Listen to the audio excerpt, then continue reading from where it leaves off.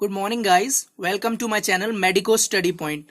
सो guys, हमने हमारी last video में ट्रीटमेंट ऑफ एक्यूट गाउट देखा था and there we have discussed everything about the treatment of acute gout and the whole introduction of gout. So today in this video lecture we will be discussing about treatment of chronic gout. So guys, please watch the video till the end so that you can understand everything about chronic gout. And guys, if you are new on my channel, then please do like, share and subscribe the channel, and please press the bell icon so that you will get the notifications of my videos. Now we will start the lectures. So in treatment of chronic gout, in the previous lecture also we have seen that there are two classes, that is uricosuric agents and uric acid synthesis inhibitors. And guys, I will be giving you the link of my previous video. मैं उस video का link अपने description box में दे दूंगा, जिस video में मैंने total gout और ट्रीटमेंट ऑफ एक्यूट गाउट का लेक्चर्स उसमें दिया है. So I will be giving the link there in description box, so you can go there and check it out there. Now in these two classes, uricosuric agents, we are having the examples like probenecid, sulfipyrazone, and in uric acid synthesis inhibitors we are having allopurinol and febuxostat. So guys, first of all we'll take the class that is uricosuric agents. Now what does the uricosuric agents do? And what are the side effects of uricosuric agents? What are the drug interactions? So everything we will be see about in this video lecture. Now uricosuric agents, they inhibit active tubular reabsorption of uric acid in proximal tubule. So guys, what does they do? They actually inhibit the active reabsorption. What means this active reabsorption means in the proximal tubule of kidney or nephron. There is reabsorption, active tubular reabsorption of some agents. So like this uric acid is also reabsorbed, but when we give these uricosuric agents, they inhibit this active tubular reabsorption. So now if uric acid is not getting reabsorbed, then what will it do? It will be get excreted out from the kidney. Now what does it do? It increases excretion of uric acid. So it is rapid acting but poorly tolerated. So guys, it is rapidly acts but it is poorly tolerated by our body. So high fluid intake is advised to prevent formation of urate crystals in urine. As they are excreted out through the urine, so there are chances of formation of urate crystal. So it is advised the patient to take plenty of water with uricosuric agents.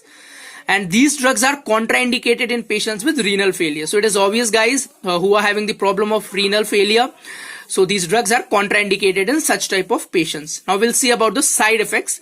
Guys, side effects are rare, but GI toxicity like nausea, vomiting and some skin rashes, they may occur. Now we'll see about the drug interactions. So guys, drug interactions, if we are giving probenecid with beta-lactam antibiotics such as penicillins and etc.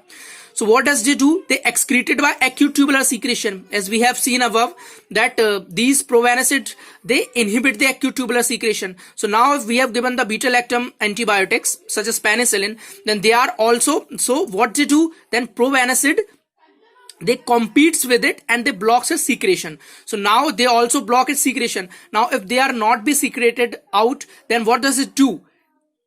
It increase plasma level of beta-lactam antibiotics and their duration of action increase. So it helps in the cure of that particular disease for which we are giving the antibiotics. So now guys, but it's an important point that probenecid should not be given during an acute attack of gout. So guys, in our previous lecture we have seen about acute gout. So it is highly, or I can say that we should not give probenecid during acute attack. Why? We are having the reason. What does the probenecid do? It mobilizes uric acid where? Into the blood. Then from the blood, the plasma urate levels fluctuate. And what does it cause? It causes hyperuricemia. So whenever it causes hyperuricemia, it may increase number of acute attacks. So guys, this is the reason that why we should not be given probenecid during an acute attack of gout. So it is very important point guys. Please keep this in mind. Now we will see about so this is the first class which we have seen, that is uricosuric agents.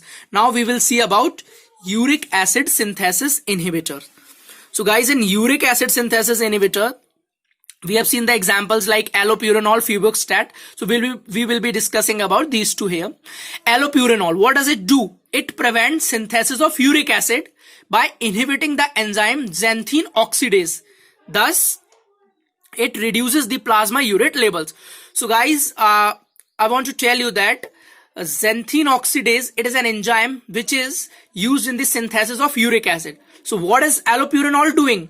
It is inhibiting that enzyme, and whenever that enzyme will be inhibited, then the xanthine will not be converted into uric acid. So there will be a decrement in the synthesis of uric acid. So guys, this is a flow chart where hypoxanthine is converted into xanthine and xanthine is converted into uric acid with the help of an enzyme xanthine oxidase. So allopurinol and febuxostat acts here only, and they inhibit this enzyme, that is xanthine oxidase. So automatically there will be a reduction in synthesis of uric acid, and it will help us to reduce the hyperuricemia. And guys, allopurinol, it should not be started within 3 weeks of acute attack of gout. Why? Because it may precipitate another attack. So that's why it should be not started within 3 weeks of acute gout. It is allopurinol also used in treatment of Kala Azar. Now we will see about adverse effect. So adverse effect is common that hypersensitivity may be seen, such as skin rashes, itching, erythema, etc. And in GIT, we are having nausea and vomiting, diarrhea, and etc. Now allopurinol is contraindicated in children, pregnancy, lactation, patient with kidney and liver disease. So guys, this is all about allopurinol. Now we will see febuxostat. So guys, it is also a xanthine oxidase inhibitor, as we have seen above. What does it do? It decreases formation of uric acid. Then it is administered orally for chronic gout. Guys, adverse effects include diarrhea, headache, and hepatotoxicity. And guys, when it is used in gout patients when that patients are intolerant to allopurinol. So guys, this is the lecture in which I have discussed about treatment of chronic gout. And guys, as I have already told you that the whole lecture about gout, introduction of gout and treatment of acute gout, everything I have discussed in my previous video lecture. Of that video lecture, I will be giving the link in my description box, so you can go there and watch the full video from there. Thank you guys, thank you for watching the video. तो guys, अगर आप मेरे channel पर नए हो तो please channel को like करें, सब्सक्राइब करें और अपने दोस्तों के साथ इस वीडियो को शेयर करें. धन्यवाद दोस्तों.